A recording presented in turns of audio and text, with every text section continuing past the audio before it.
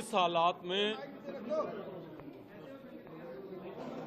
मैंने जो है प्रदेश कांग्रेस कमेटी के अध्यक्ष पद से इस्तीफा दिया था, उस इस्तीफे के बाद तमाम अपने साथियों से मैं मिला था।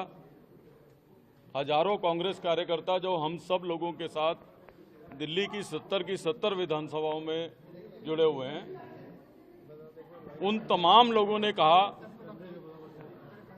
कि आपको घर नहीं बैठना है। मैंने ईमानदारी से फैसला सोचा था कि इस्तीफा देने के बाद घर बैठूंगा। उन तमाम लोगों ने कहा कि आपको घर नहीं बैठना है, दिल्ली और देश की लड़ाई को लड़ने के लिए एक ऐसी सशक्त पार्टी में जाना है और उसमें दिल्ली के लोगों की लड़ाई जो है आपको लड़नी है। तो इसलिए हम तमाम साथियों ने, और हम केवल आज हम ये 5 साथी नहीं हैं, एक लंबा काफिला है जिन्होंने ये तय किया है।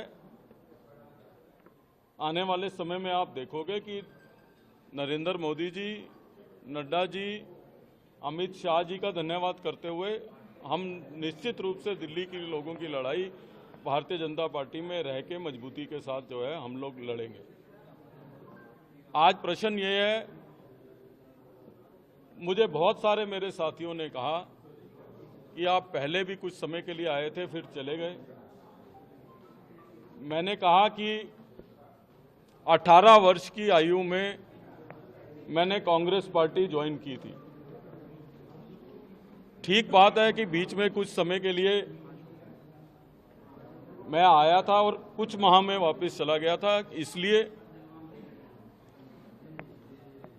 कि 18 वर्ष में हमको ये बताया गया था कि इंदिरा जी ने एक भाषण किया था और कहा था कि मेरा खून का कतरा कतरा इस देश के लिए है। और आज अगर हम वापस आए हैं तो इसलिए आए हैं कि हमने भाषण सुना था कतरे कतरे का।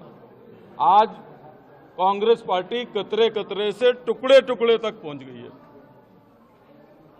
इसलिए जो है हम लोगों ने फैसला किया कि देश के लिए कोई पार्टी अगर लड़ रही है तो हमको घर बैठने की बजाय उस पार्टी में अपना योगदान देना चाहिए, उस सशक्त नेतृत्व को मजबूत करना चाहिए।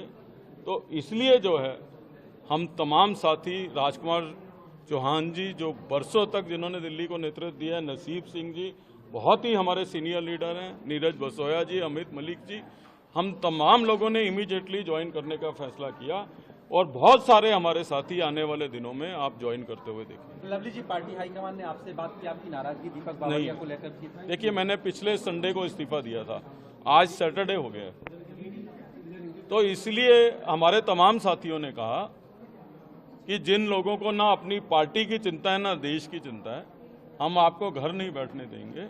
और मैं धन्यवाद करना चाहता हूं प्रधानमंत्री जी का, राष्ट्रीय अध्यक्ष जी का, देश के गृह मंत्री जी का कि जिन्होंने मुझे अवसर दिया है। मेरे दोस्तों को, मेरे भाइयों को, मेरे बड़े भाई हैं सब, राजकुमार जी हैं, नसीब जी मेरे भाई हैं, नीरज बसोया, अमित मलिक छोटे भाई हैं, हम सब लोगों को अवसर दिया है कि हम जो है अपना अपना योगदान दे सकें। लवली जी, आपने टुकड़े टुकड़े की बात की, तो क्या नाराजगी कन्हैया के नॉमिनेशन की वजह से और बहुत सारे कारण हैं।